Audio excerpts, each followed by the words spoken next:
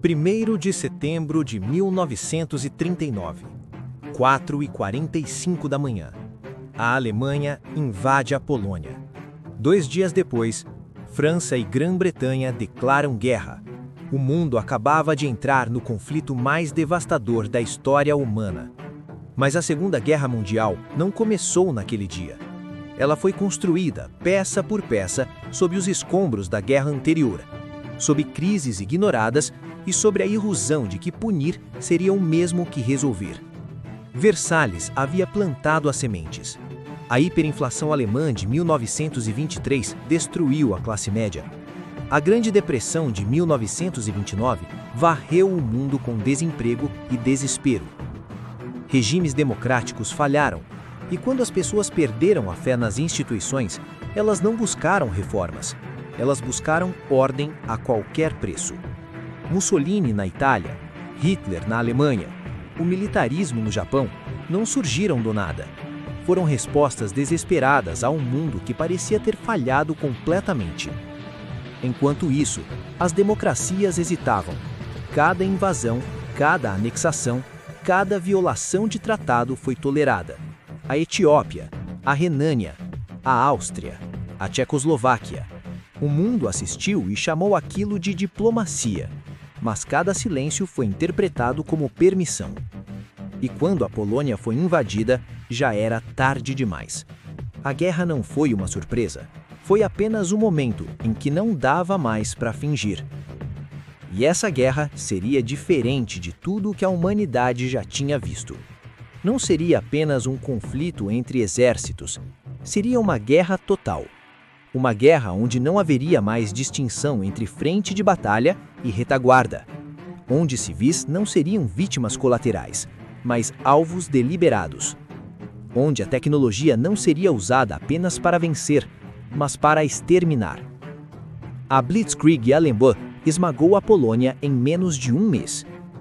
A França, considerada a maior potência militar da Europa, caiu em 6 semanas. A União Soviética perdeu 27 milhões de pessoas. O Japão massacrou milhões na China. As cidades europeias foram reduzidas a escombros sob bombardeios estratégicos. Londres, Dresden, Hamburgo, Varsóvia não eram apenas alvos militares, eram cidades inteiras queimando. E então veio o Holocausto.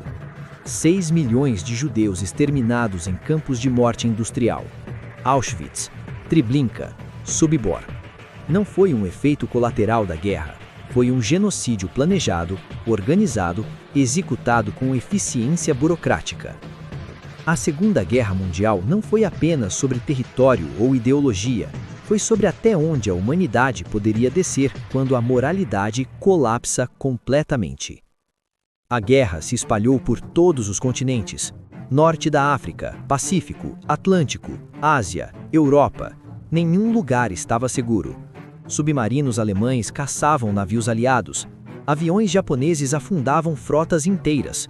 Cidades inteiras desapareciam sob bombardeios incendiários. Tóquio queimou em uma única noite. 100 mil mortos. E o mundo ainda não tinha visto pior. 6 de agosto de 1945, 8h15 da manhã. Um B-29 americano chamado Enola Gay solta uma única bomba sobre Hiroshima. 70 mil pessoas morrem instantaneamente. A cidade desaparece sobre uma nuvem em forma de cogumelo. 3 dias depois, Nagasaki. Mais 40 mil mortos. O átomo havia sido dividido e a humanidade tinha acabado de descobrir como se destruir em segundos. 15 de agosto de 1945. O Japão se rende e a Segunda Guerra Mundial termina oficialmente. O saldo? 70 a 85 milhões de mortos.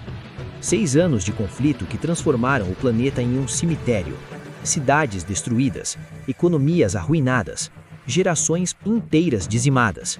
O mundo estava traumatizado, exausto, quebrado, e agora precisava reconstruir sob as cinzas. Mas o mundo que nasceu em 1945 não era o mundo de 1939. Tudo havia mudado. As potências europeias que dominaram o planeta por séculos estavam arruinadas. duas novas superpotências emergiram, Estados Unidos e União Soviética. E elas olhavam uma para a outra com desconfiança total. Capitalismo contra comunismo. Democracia liberal contra a ditadura do proletariado. Oriente contra Ocidente. A aliança que derrotou Hitler não duraria nem um ano após a vitória. Fevereiro de 1945. Yalta. Roosevelt, Churchill e Stalin dividiram o mundo em esferas de influência. A Europa Oriental ficaria sob controle soviético, a Ocidental sob influência americana. A Alemanha foi partida em 4 zonas de ocupação. Berlim, no coração da zona soviética, também foi dividida. E essa divisão temporária se tornaria permanente.